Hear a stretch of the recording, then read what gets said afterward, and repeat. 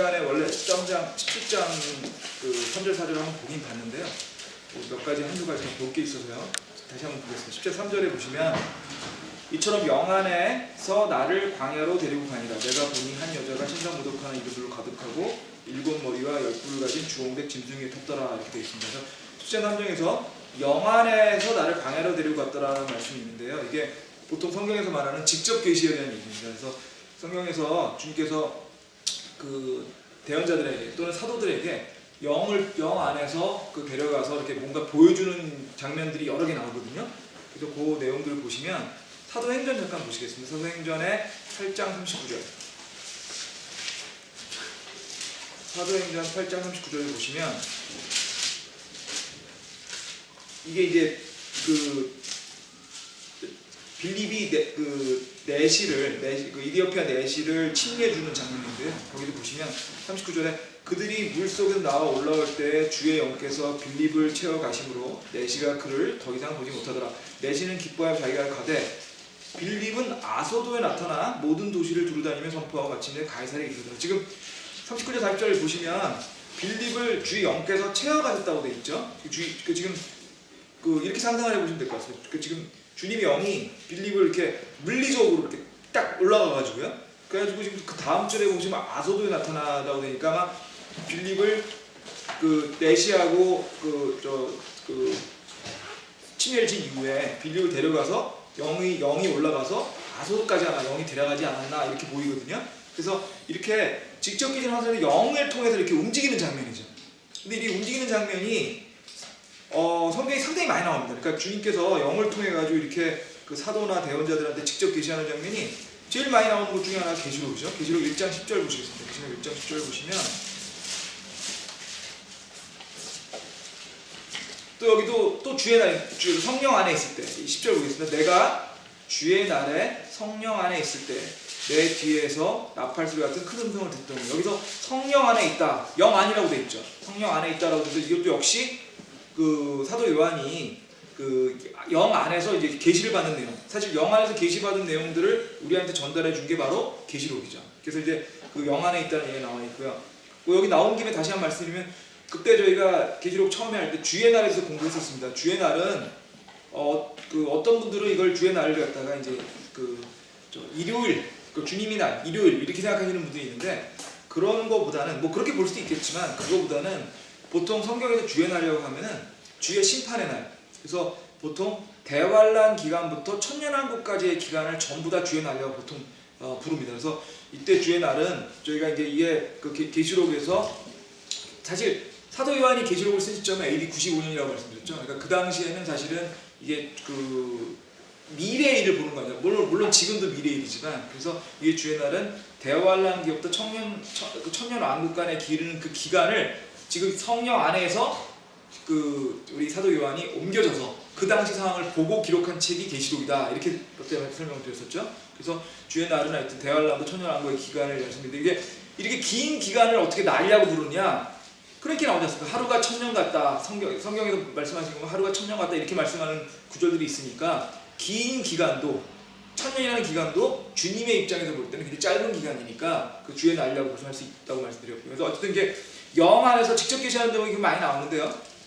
또 나옵니다. 이게 어디 나오냐면 계시록 이게 대언자들이나 사도들이 이렇게 주의 영 안에서의 직접 계시를 보시고 기록을 많이 남겨놓은 것들이 계시록 4장 12절에도 보면 또 나옵니다. 계시록 4장 12절에 보시면 죄송합니다. 그래서 4장 1절 죄송합니다. 4장 1절에서 4장 1절과 2절을 보시면 이일후에 내가 바라보니 보라 하늘에 한 문이 열려 있더라. 내가 들은 첫 번째 음성 곧 나팔 소리같이 내게 이에게 음성이 이르되 이리로 올라오라. 이후에 반드시 일어날 일을 내가 내게 보이려 하더라. 2절 내가 즉시로 영 안에 있었으니 보라 하늘에 한 왕자가 놓여 있고 그 왕자에 한 분이 앉아 계시는데 지금 또 영 안에 있다는 게 나오죠. 영 안에 있어가지고 지금은 어떤 걸 보고 있는 거죠? 사도 요한이 단순히 영 안에 있을 뿐더러 아까 빌립은 영 안에서 아소도로 옮겨질 정도의 그 영 안에 있었던 거고 지금은 사도 요한이 어디로 간 거냐면 셋째 하늘에 가 있는 겁니다.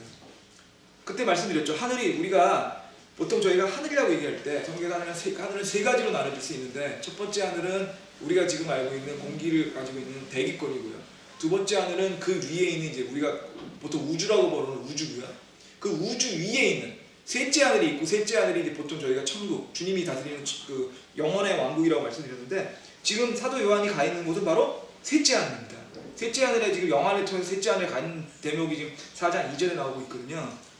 그래서 셋째 하늘의 모습을 지금 영 안에서 보고 있는 거고요. 이렇게 영 안에서 셋째 하늘을 보고 있는 장면이 또 나오는 게 고린도후서에 나옵니다. 고린도후서 12장.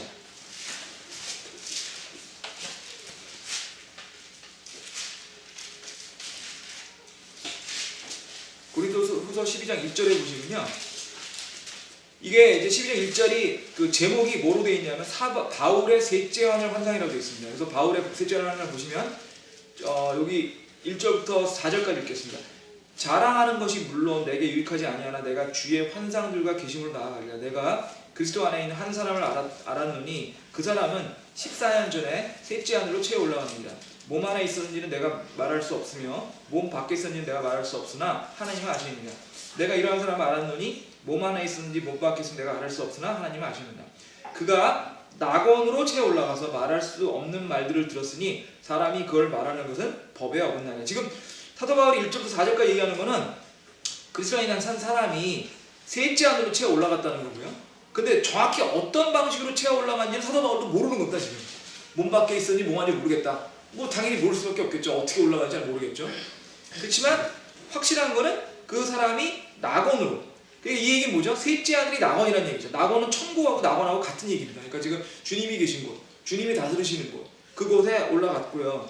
거기서 여러 가지를 보고 왔는데 그거를 말하지 못하겠더라라고 얘기되는 겁니다. 그러니까 지금 사도 바울의 이 셋째 아들의 환상하고 사도 요한의 셋째 아들의 환상하고 뭐가 다르죠? 그 사도 바울은 셋째 아들에 대한 환상을 기록하지 말라고, 말하지 말라고 하신 거고요. 사도 요한은 그 기록을 남기라고 한 겁니다. 그래가지고 지금 사도 바울에 대한 셋째 아들 얘기는 디테일한 얘기가 없지만 사도 요한은 이 디테일한 얘기를 사도 요한 계시록에 걸쳐 쓰고 있는 거죠. 그래서 사실은 이제 어떤 뭐 교회들에서는 이제 사실은 뭐 그런 기도도 한다고 들었는데 이제 주님으로부터 뭔가 좀 계시를 받고 싶다라든지 아니면 주님으로부터 뭘 앞에 미래를 보여달라든지 뭐 이런 얘기들을 기도한다고 하시더라고요. 근데 이제 중요한 점은 이게 성경에 나오는 내용들을 봐도 사도 요한과 사도 바울의 경우에도 어떤 분한테는 둘 다 보여주시지만 어떤 분한테는 기록을 하라고 하고 어떤 분은 기록하지 말라고 합니다. 이거는 주님의 주권이라고 생각하시면 될 것 같아요. 이게 주님이 그러니까 주님 판단하셔서 결정하시는 것 뿐이고 사실 사도 요한이나 사도 바울은 그걸 따랐을 뿐이죠. 사도 요한이나 사도 바울이 그걸 원해서 한 것도 아니고 원하지 않는다고 하는 것도 아닙니다. 결국 이 환상이나 이런 영안에서 보여주는 모든 것은 주님의 주권입니다. 그 이유나 그 방법은 우리는 알지 못합니다. 사도들도 몰랐고요. 단지 중요한 점은 그런 영안을 통해 가지고 주님께서는 우리가 현실적으로 볼 수 없는 것, 현상에서 볼 수 없는 것들을 보여주셨다는 것. 그리고 사도 요한 같은 경우에는 그걸 우리한테 기록으로 남겨주셨다는 것. 그래서 이제 영안에 있다는 얘기가 그런 얘기라는 걸 아시고요. 그 다음에 오늘 사실 제일 중요한 부분은 그 뒷부분입니다. 지금 짐승이요. 17장 3절에 나오는 짐승이 계시록 13장 1절에 나오는 짐승과 같다라는 얘기는 여러 번 드렸었죠. 계시록 14장 1절 잠깐 보실까요?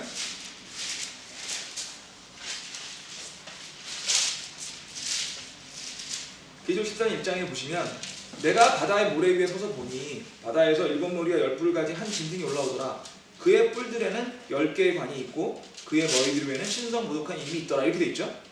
7머리 10뿔을 가진 짐승입니다.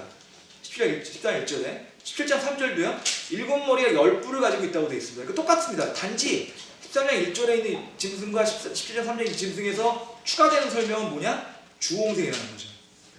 지금 주홍색이 지금 그 가톨릭에 있는 많은 그 사제들이 입는 옷이 주홍색 옷이라는 말씀을 지난번 시간에 드렸었고요. 그러니까 지금 결국 17장 3절에 있는 짐승과 14장 1절의 짐승은 설명을 봤을 때 완전히 같은 짐승이라고 볼 수 있는데 이 짐승이 적그리스도 또는 사탄의 육화된 사탄이라고 알게 드렸죠. 그러면 좀 더 구체적으로 그러면 왜 짐승이 사탄이냐는 거죠.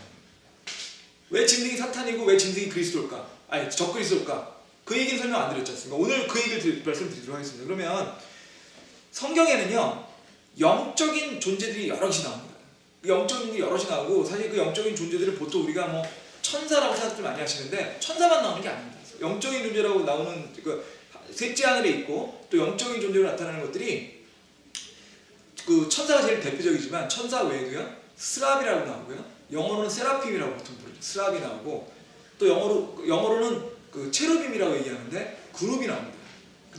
제일 대표적인 게 바로 지금 말씀드린 천사와 스랍과 그룹입니다. 그 외에도 비히못이라는 것도 있고요 리보야단이라는 것도 있습니다. 다 영적인 존재들입니다. 그래서 이런 존재들이 성경에 많이 나오는데 정확히 이것들이 어떤 것들이 있는지에 대해서 많은 추측이 있죠. 그래서 가톨릭 같은 경우에는 그룹과 스랍도 하나의 천사라고 봅니다. 그래가지고 그 천사의 뭐라 그러죠? 계층이라고 하나요? 천사의 계급을 뭐 보통 7계급인가 8계급으로 나눠가지고 그 안에 이제 천사들 계급을 쭉 나눠 놓습니다. 그래서 그 안에는 뭐 대천사도 있고 스랍도 있고 그룹도 있고 이렇게 돼 있어요. 근데 성경적인 건 아니고요. 그거는 어떻게 보면은 이제 성경에 있는 내용과 구전을 이용해가지고 가톨릭 교회에서 만들어낸 거에 가깝고요. 저희가 그냥 성경만을 봤을 때 그룹과 스랍과 천사는 다 다른 겁니다. 다른 겁니다. 그래서 이 다르다는 거를 어떻게 다른지 그 내용들에 대해서 오늘 볼까 합니다. 그래서 에스겔서 3장 12절 보시겠습니다. 지금 저희가 계시록 보면서 에스겔서나 다니엘서나 이렇게 그 구약에 있는 그 것들을 많이 보게 되는 이유가 이 연결이 다 연결이 되어 있거든요.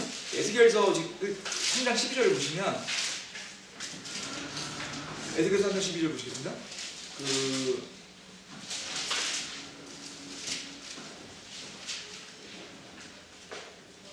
에스겔 3장 12절에 보시면 그때 그 영께서 나를 들어 올리시매 내가 그 뒤에서 크게 올려놓은 소리를 들으시되 자신의 처소에서 나오는 주의 영광을 찬송할지어다 하니라.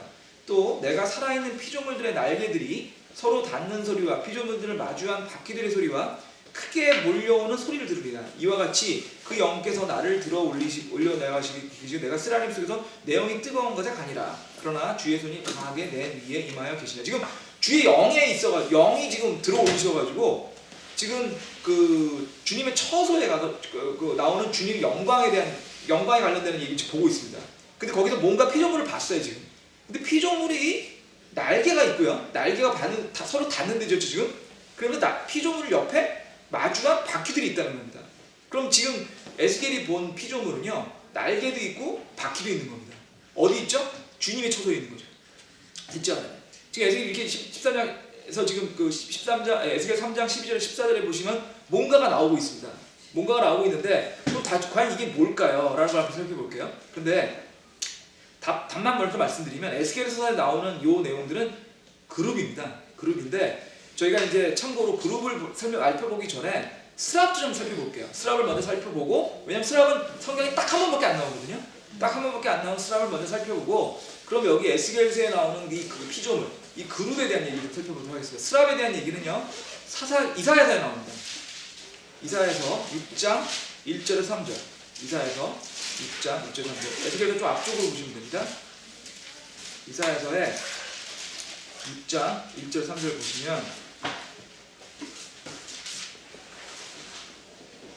이렇게 우시야 왕이 죽던 때 내가 본즉 주께서 높이 들린 왕자에 앉으셨는데 그분의 옷자락은 성전에 가득하고 그것들 위에 스랍들이 서 있는데 저마다 6날개를 가졌더라. 그가 2날개로 자기 얼굴을 가리고 2날개로는 자기 발을 가리며 2날개로는 날더라. 하나가 다른 하나에게 크게 일쳐 이르되 거룩하다 거룩하다 만군의 주여 그분의 영광이 온 땅에 충만하다 하더라. 그 다음에 그 뒤에 보실게요. 6절 보겠습니다. 6절 그때 스랍 중에 하나가 부집개로 제단에서 불타는 숲을 손에 가지고 내게로 날아와 그걸 내 입에 대게 이르되 보라 이것이 내 입술에 닿았으니 내 불법이 제거되고 내 죄가 깨끗하게 되었느니라 하더라.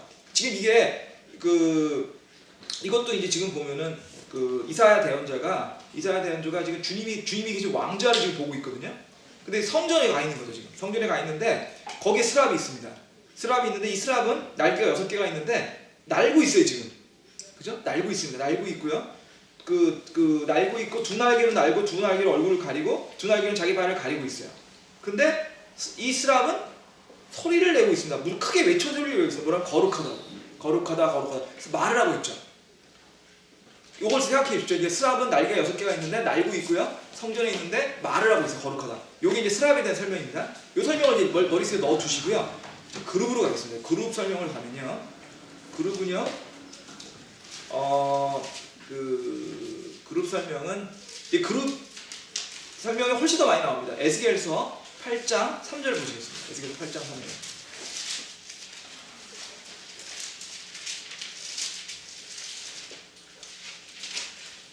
에스겔 8장 3절에서는 이제 상황을 말씀드리면요.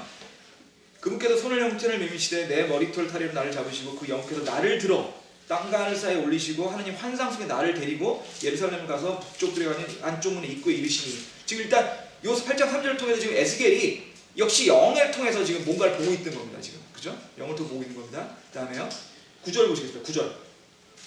9장 그 에스겔 9장 뒷페이지 보시면요 여기에 그룹이라는 이름이 나옵니다. 에스겔 9장 3절에 보시면 그룹 위에 머물러 있던 이스라엘 하나님의 영광이 그룹으로부터 떠나 올라가며 그 집의 문지방에 이르러 그분께서 아마포옷을 입고 옆구리의 기록관의 잉크통에 찬 사람을 부르시노라. 이렇게 돼 있죠. 그룹이라는 이름이 지금 딱 나와 있습니다. 9장 3절에 보시면 그게 에스겔이 뭔가 에스겔서를 볼 때 뭔가를 봤는데 그 본 게 그룹이라는 겁니다. 지금. 근데 그룹을 보게 될 때 어떻게 봤다고요? 주님의 영을 통해서 본 거예요. 영이 들어올려서 본 거예요. 그런데 그럼 그룹은 어떤 건가? 그 설명이 에스겔서 1장 4절부터 나옵니다. 1장 4절 볼게요. 1장 4절 보시면 제가 읽어보겠습니다. 내가 보니 보라 북쪽에로부터 회오리 바람과 큰 구름과 스스로를 감싸고 있는 불이 왔는데 그것의 주변에 광채가 있으며 그것 한가운데 그 불의 한가운데로부터 호박색을 띈 것 같이 나오고 또 그것 한가운데 살아있는 네 피조물의 모습이 나오더라. 그들의 모습이 그러하니 또 그들이 사람의 모습을 가졌다. 이렇게 되어 있죠. 지금 여기 아까 에스겔에서 방금 전에 읽었던 9장 3절에서는 그룹이라고 이름이 나와요. 근데 지금 에스겔 1장에서는 그룹이라는 이름은 안 나오고 피조물이라 나옵니다. 그러니까 아마도 그 에스겔의 환상의 초기 단면에서는 에스겔은 그 피조물이 뭔지 몰랐던 것 같아요.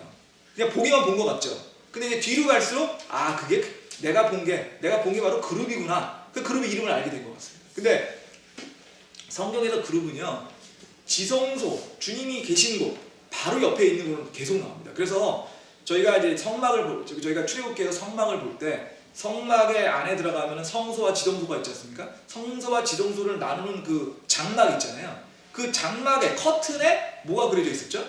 그룹이 그려져 있었습니다. 그리고 지성소 안에 있는 성궤 위에 있는 그 금일의 자리, 그 금일의 자리에 새겨져 있던 게 뭐였죠? 그룹이었습니다. 그룹은 항상 주님과 바로 옆에 있습니다. 주님 바로 옆에 있는데 지금 에스겔을 지금 보면 에스겔이 처음에 그 피조물을 봤어요. 처음에 뭔지 몰랐던 겁니다. 너무 신기한 거니까, 너무 황당한 거니까 뭔지 몰랐어요. 설명만 쭉 해놓고 있습니다. 근데 뒷부분에 가면 그룹이었다 얘기하는 거예요. 그래서 지금 여기서 볼 수 있는 거는 에스겔이 본 피조물은 그룹이더라. 이렇게 볼 수 있는 거죠. 근데 에스겔이 설명을 어떻게 했는지 볼게요. 그 피조물 나오더라. 그들의 모습이 사람의 모습을 가졌더라. 5절 이렇게 됐죠. 6절에 보시면 각각 네 얼굴을 가졌고 각각 네 날개를 가졌더라. 여기 잘 보세요. 날개가 4개라고 되어 있습니다. 그들의 발은 고든 발이요 그들의 발바닥은 송아지 발바닥 같더라. 그들이 빛나는 녹과 같은 색깔을 내더라. 또 그들의 네 측면에 있는 그들의 날개를 밑에 사람의 손을 가지고 있더라. 그들 넷이 얼굴과 날개를 가졌더라. 그들의 날개들은 서로 연결되어 있더라. 그들이 갈 때에는 돌이키지 아니하며 각각 앞으로 나아가더라. 또 그들이 얼굴 모습으로 말하건대 그들 넷이 사람의 얼굴과 오른쪽에 사자의 얼굴을 가졌으며 또 왼쪽으로 소의 얼굴을 가졌고 또 독수리의 얼굴을 가졌더라. 또 그들의 모습이 이러하더라. 그들의 날개는 위로 펼쳐진 채 각각의 두 날개는 서로 연결되어 있고 두 개는 그들의 몸을 덮었더라. 또 그들이 각각 앞으로 곧게 나아가고 그들이 가고자 하는 곳으로 그들이 가되 갈 때에는 돌이키지 아니하더라. 살아있는 피조물의 모습을 보았을 때 그들의 모습은 타오르는 숯불 같고, 이거 기억하십시오. 밑줄처럼 타오르는 숯불 같답니다. 지금 등불 모양과 같더라. 이것이 그 살아있는 피조물 가운데 오르락내리락 하는데 그 불은 밝으며 그 불로부터 에로부터 번개가 나오더라. 그 다음에요 15절 보겠습니다. 이제 내가 그 살아있는 피조물들을 보니 보라 그의 네 얼굴과 함께 그 살아있는 피조물 옆에 땅 위에 한 바퀴가 있더라. 16절 그 바퀴들의 외모와 구조는 녹주석 색깔을 띤 것 같은데 그들의 넷의 한 모습을 가졌더라. 그들의 외모와 구조는 마치 한 바퀴의 한가운데 있는 한 바퀴가 있는 것 같더라. 그들이 갈 때에는 자기들의 네 측면으로 가면서 돌이키지 아니하더라. 또 그들의 태도를 말하건대 그들은 힘이 높아서 무서우며 그것들의 태들은 그들 넷 주변에 눈들로 거덕하더라. 그 살아있는 피조물들이 갈 때 그 바퀴들도 그걸 곁에서 가고 그 살아있는 피조물들이 땅에서 들리면 그 바퀴들도 들리더라. 제가 이거를 여러분한테 설명을 하려고요 한 10번쯤 읽어봤거든요. 집에서 이걸 읽어보고서 제 느낌은 뭐냐면 에스겔이 도대체가 이게 뭔지 몰랐던 것 같아요. 도대체 자기가 보고 있는 게 뭔지 전혀 몰라가지고 이럴 경우에 굉장히 단편적으로 여기저기서 보이는 걸 단편적으로 설명하는 것 같습니다. 여러분 그런 느낌 들지 않으세요? 이게 통일된, 그러니까 만약에 에스겔이 우리가 지금 사진이 있었으면 휴대폰 카메라가 있었으면 찍었으면 눈에 딱 보였을 것 같아요. 근데 그게 아니고 전혀 모르는 생전 듣도 보도 못하는 물건을 보고서 설명을 하고 있다는 느낌이 딱 들어요. 제가 요거랑 유사한 설명을 한번 드리면 인류학이라는 학문이 있죠. 인류학이라는 학문 중에서 학문이 있는데 인류학 한 사람 중에 보통 이제 원시 부족이나 이런 사람들 연구하는 분들이 꽤 계시거든요. 그래서 그분 중에 한 분이 이런 글을 제가 어디서 읽은 기억이 나는데 원시 부족 사람을 이제 문명으로 데려온 겁니다. 문명으로 데려서 이 사람이 현대 문명에 대해서 이 사람이 어떻게 느끼는지를 한번 한 건데 전혀 석기 시대에 살던 사람이죠.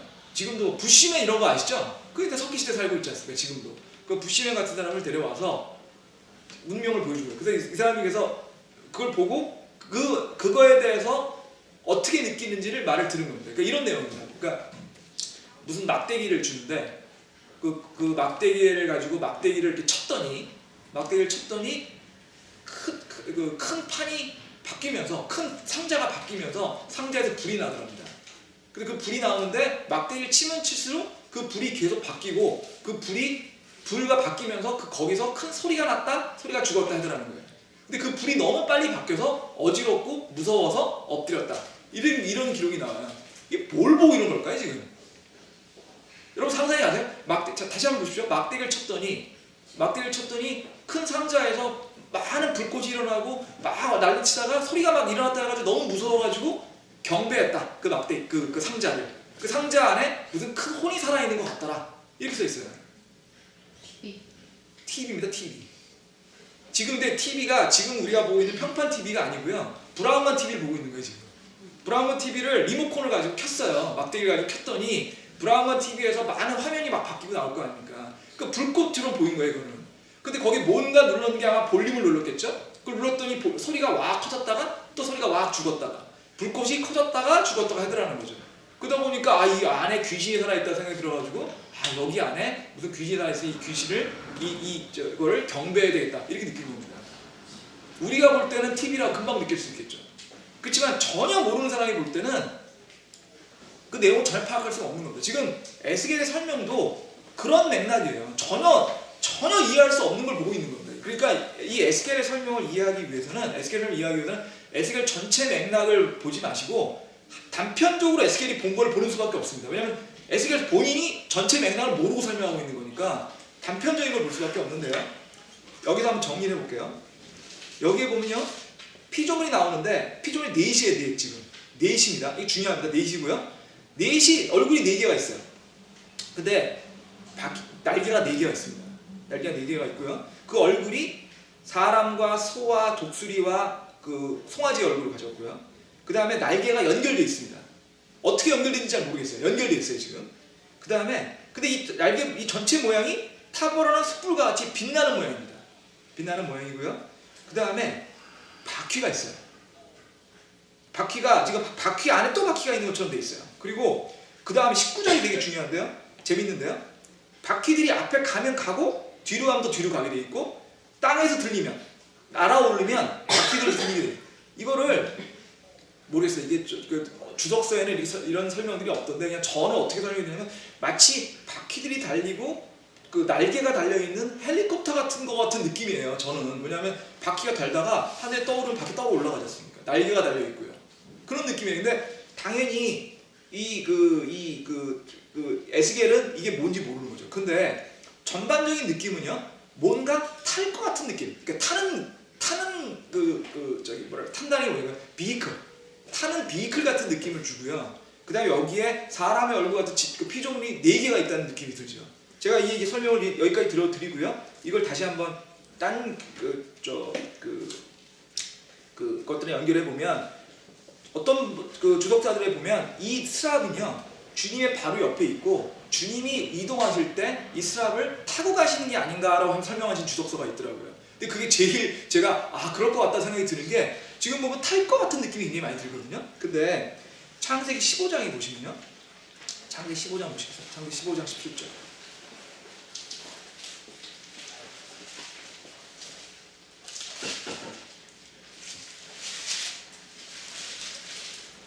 이 주님에 대한 창세기 15장은요. 설명을 잠깐 드릴게요. 창세기 15장은 어떤 상황이냐면 아브라함과 주님이 계약을 하고 있습니다. 잠깐 볼게요. 6절에 보시면 아브라함, 이때는 아직 아브라함이 안 됐죠. 아브라함입니다. 아브라함이 주를 믿으니 그분께서 그를 그에게 의로 여기시고 7절 그에게 이르시되 나는 이 땅을 내게 주어 상속하게 하라고 너는 갈대아의 우르로 데리고 나온 주라 하니 그가 이르되 오 주 하나님이여 내가 이 땅을 상속받을지 무엇을 알리냐. 지금 주님이 아브라함한테 땅을 상속하겠다고 하셨습니다. 근데 아브라함은 제가 보기엔 참 건방진 얘기인데 그 와중에 제가 이걸 어떻게 알겠습니까? 라고 지금 말대꾸를 하고 있죠. 주님한테 제가 이거 진짜 주님이 이 땅을 어떻게 상속할지 뭔가 그 계약서 같은 거 주셔야 되는 거 아닙니까? 이 얘기하고 있는 거예요 지금. 그랬더니 주님께서 또 그걸 또 계약을 해주시는 거예요 지금.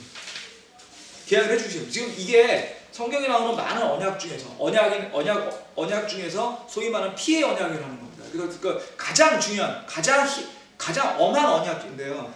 지금 보면은 그 9절에 보시면 암송아지와 3년 된 암염소와 순양과 산비둘기를 잡으러 새끼를 취하라고 하시고요. 그 새끼들을 죽여서 그 시체들을 내려오라고 하시고요. 그러고 난 다음에 지금 그 사이를 지나가시게 돼 있거든요. 언약을 위해서. 지나가시는 대목이 지금 어디냐면 17절에 나옵니다. 해각에서 어두울 때 연기나는 화로가 보이며 타오르는 등불이 그 조각들 사이로 지나가리라. 정리를 해드리면 주님이 아브라함과 피해 언약을 맺으시려고 합니다. 피해 언약은 그 희생물들을 이렇게 죽여서 시체를 놓고 난 다음에 그 사이를 지나가게 되어 있습니다. 누가요? 주님이 지금 지나가는 대목이 17절이에요. 주님이 지나가는 데 17절인데 뭐라고 되어 있죠? 타오르는 등불이 지나간다고 되어 있습니다. 타오르는 등불이요. 아까 거 다시 가보시게요. 에스겔서 다시 보세요. 요거 잠깐 손에 주시고 에스겔서 잠깐 보세요. 에스겔서 1장 13절입니다. 다시. 살아있는 피조물 모습을 바라보는데 그들의 모양은 타오르는 숯불 같고 등불 모양을 같더라. 지금 주석서에 의하면 이게 같은 거라는 거죠. 지금 주님께서 그룹을 타고 아브라함 그 피해 언약을 맺기 위해 가지고 그 사체를 지나가신 거예요. 주님께서 지나가신 겁니다. 그룹들 데리고. 그룹들 정확히 말하면 그룹들 타고. 근데 지금 보면 그 그룹이 12절에 보세요. 앞으로 곧게 나가고 그 영이 가고자 하는 바로 그들이 가되 갈 때는 돌이키지 아니하더라 되어 있고 지금 이게 그 밑에 보시면 바퀴가 있어가지고 움직이는 것처럼 되어 있거든요. 이게 이해되시죠? 이제 제가 설명드리려는 취지 이해되십니까? 그러니까 그룹은 주님 바로 옆에 있고요. 주님 바로 옆에 있고 피조물이라고 설명되기도 하고요. 피조물이라고 설명되기도 하고 그룹은 주님이 타고 다니시는 것처럼 보인다. 정확히 타고 다니신다라고까지 설명은 안 나오지만 앞뒤 문맥을 봤을 때 타고 다니시는 것처럼 보인다. 주님이. 그러니까 주님이 가장 가까이 있고 가장 아끼는 존재라고 하는 거죠. 이게 이런 설명을 드릴게요. 여러분들 알렉산더 대왕이라는 대왕 아시죠? 알렉산드로스라고 보통 얘기하죠. 알렉산드로스 대왕이 그 대왕 시대에 있는 그 사람들 중에 우리가 아는 사람 몇 명 없습니다. 왜냐하면 그 역사책에 기록된 사람이 몇 명 없으니까요. 그죠? 그 알렉산드로 대왕 시대에 있었던 사람들 중에 기록된 사람들은 대부분이 왕이거나 그러니까 알렉산드로 그 대왕의 밑에 있는 왕이거나 아주 높은 사람들이죠. 그런데 알렉산더 대왕에 관련되는 내용 중에서 그렇게 엄청난 사람이 아니고도 역사책에 기록되는 게 하나 있습니다. 부케팔로스라고 하는 사람입니다. 부케팔로스가 하는 건데요. 부케팔로스는 뭐냐면 알렉산더 대왕이 타던 말이에요. 말. 알렉산더 타던 말이 역사책에 나옵니다. 그것도 여러 번. 알렉산더 대왕의 가장 중요했던 그 보조자 중에 하나거든요. 전쟁터 갈 때마다 부케팔로스를 탔습니다. 그러니까 사실은 이게 그 알렉산더 대왕 입장, 그 사람들 입장에서 알렉산더 대왕의 가장 옆에 있던 말도 그렇게 중요하다는 거죠. 그러니까 그룹도 피조물입니다. 피조물이지만 그룹도 주님 옆에 있고 심지어 주님을 모시고 다닐 정도에서, 그러니까 주님을 태우고 다닐 정도니까 굉장히 중요한 존재라는 거예요. 굉장히 중요한 존재고 주님 바로 옆에 주님이 영광을 보고 있는 존재인 거죠. 그런데 이 그룹을 얘기하는 게 그룹이라고 불리기도 하고 또 뭐로 불렸어요? 피조물이라고 불리기도 했고요. 네 날개가 있고 네 날개는 어떤 대목에는 여섯 날개로 나옵니다. 근데 보니까 이렇게 되는 것 같아요. 움직일 때는 네 날개로 보여요. 서 있을 때는 그냥 서 있을 때 여섯 날개로 보이고요. 그러니까 아마 날개 두 개가 움직일 때 가려지는 것 같습니다. 이 내용을 보면. 근데 어쨌든 지금 보면은 네 날개 또는 여섯 날개로 보이는데 여섯 날개가 맞는 것 같고요. 네 날개는 움직일 때만 네 날개니까. 그래서 이제 그렇게 나와 있는데 이게 이제 아까 말씀드린 것처럼 타오르는 숯불 같다고 지금 되어 있고요. 그래서 다시 한번 계시록 오겠습니다. 계시록에 오시면 계시록 4장 3절을 보시면요.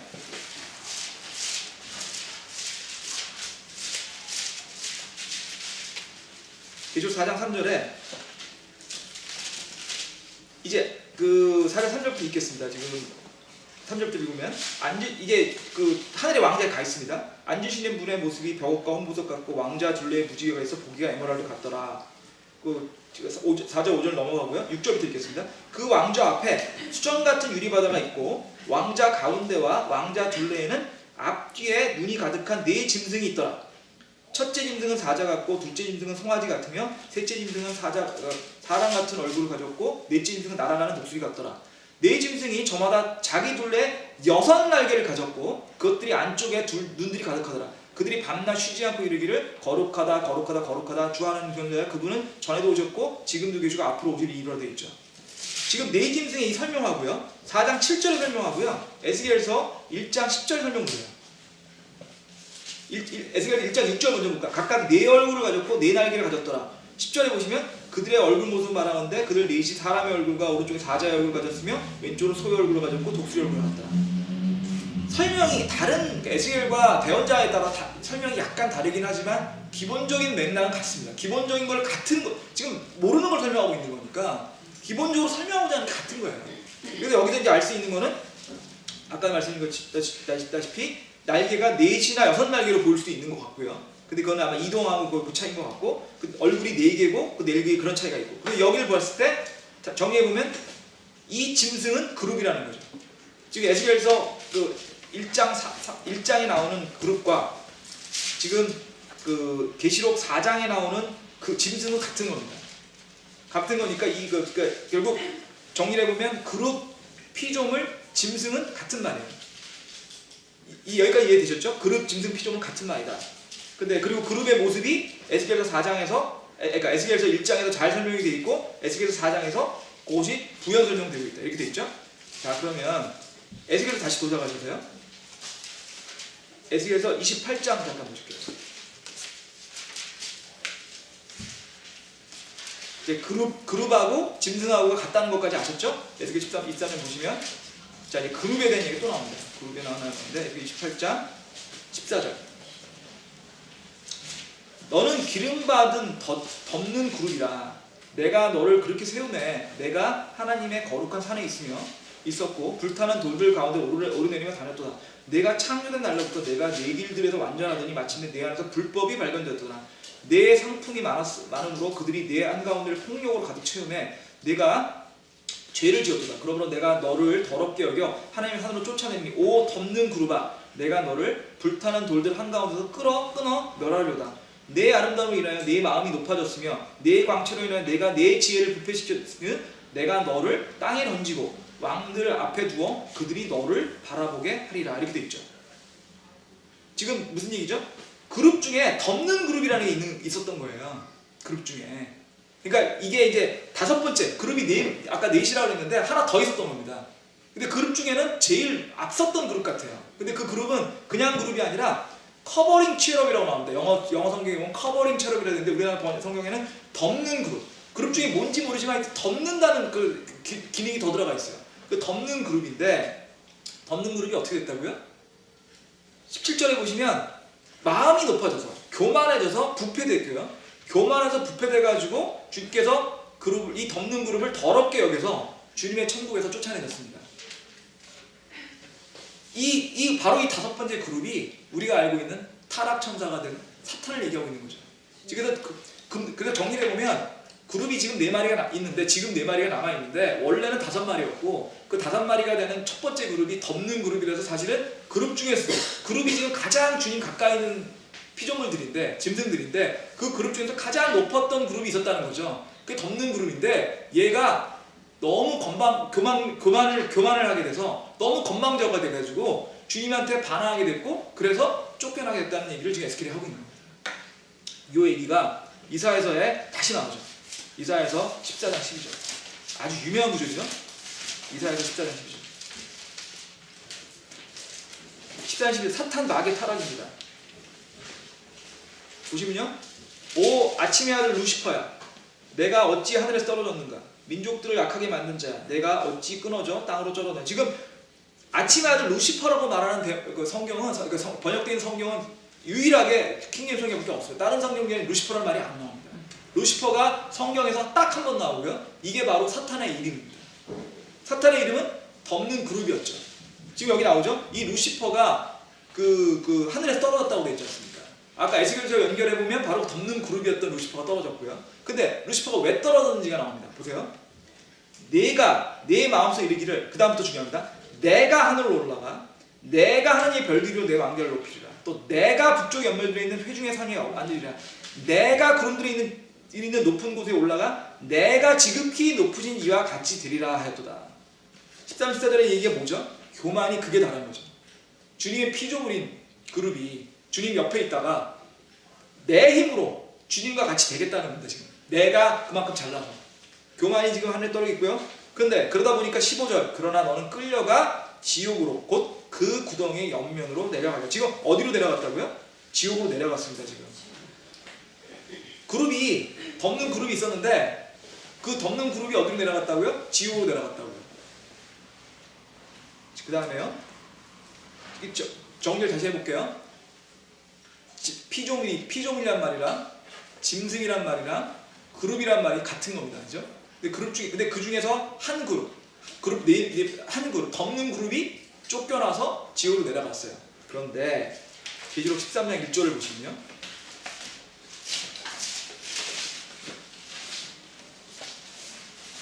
내가 바다의 모래에서 보니 바다에 일곱 머리와 열 뿔을 가진 한 짐승이 올라오더라 돼 있죠. 올라오고 있습니다 지금. 그리고 그 뿔에는 10개의 관이 있고 그의 머리를 위해 신성 모독하는 이름이 있더라. 결국 사탄과 루시퍼, 그 다음에 그 짐승, 이 다 같은 말이거든요. 그 없는 그룹에 타락해가지고 지옥 내려갔다가 제 계시록 13장에 올라온 겁니다. 이해되시죠? 그래서 이 짐승이 지금 13장 1절에 있는 짐승과 17장 3절에 있는 짐승이 같은 짐승이잖아요. 그래서 이 짐승이 바로 사탄이라는 겁니다. 지금 에스겔서하고 지금 에스겔서하고 이사야서하고 계시록하고 지금 왔다 갔다 해가지고 좀 헷갈리시죠? 다시 한번 정리해 볼게요. 그러니까 정리해 보면 저희가 짐승이라고 말하는 말이 굉장히 중요한 단어라는 거예요. 짐승이라는 말을 저희가 그냥 짐승? 짐승인가 뭐 이렇게 하는데, 짐승이라는 말을 성경을 찾아서 가다 보면 이게 굉장히 중요한 걸로 연결이 되는데, 짐승은 보통 뭘로 쓰이냐고 하면 그룹을 설명하는 말로 설명이 돼 있고요. 근데 그 그룹은 어디 나오냐면 하나님의 보좌 옆에서 얼굴이 4개가 있고 날개가 6개가 있고 바퀴 같은 게 달렸고 주님이 불 타는 것처럼 돼서 주님이 가실 때 같이 다니는 굉장히 중요한 역할을 하는 그룹이었어요.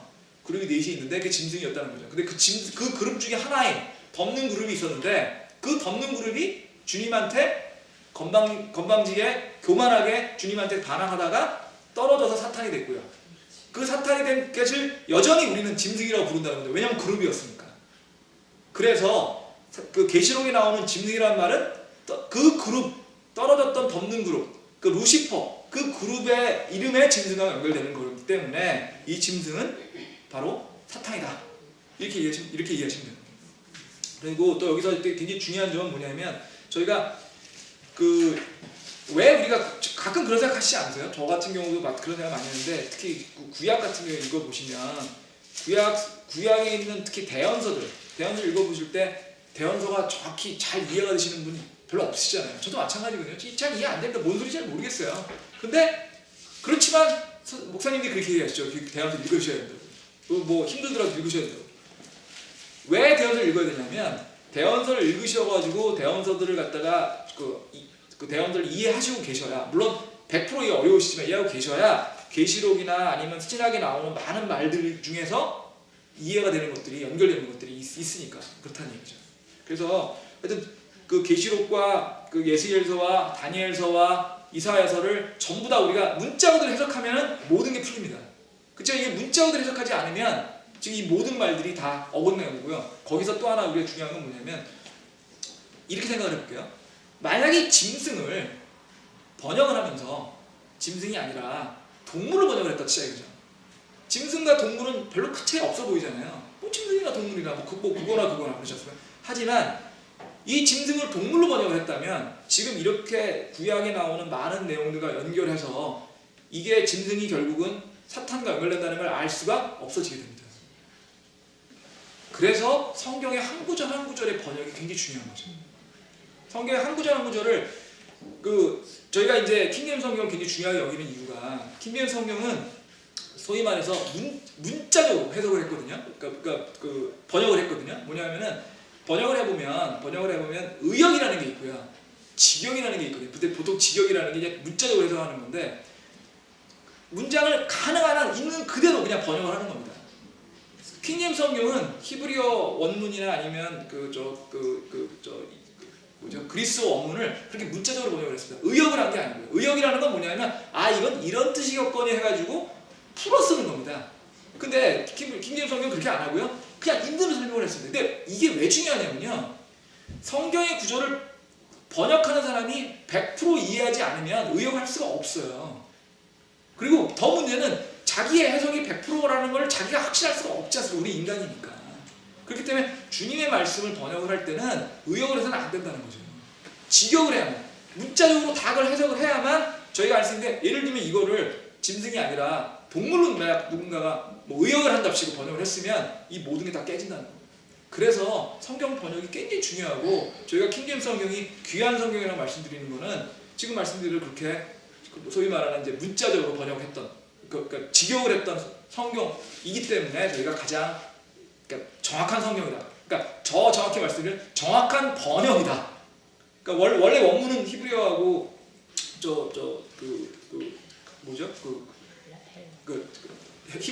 히브리어하고 헬라어잖아요. 그리스어잖아요. 그게 뭐 가장 정확한 성경이죠. 그러니까 영어 번역 중에는 가장 정확한 번역이다 말씀드리는 게 맞는. 근데 이런 분도 있긴 있더라고요. 뭐냐면은 어떤 목사님들은, 친외교 목사님 중에 이런 분들도 있습니다. 뭐냐면 킹제임 성경이 원문보다 더 우수한 성경이라고 하시는 분들도 있어요. 저는 그건 믿지 않습니다.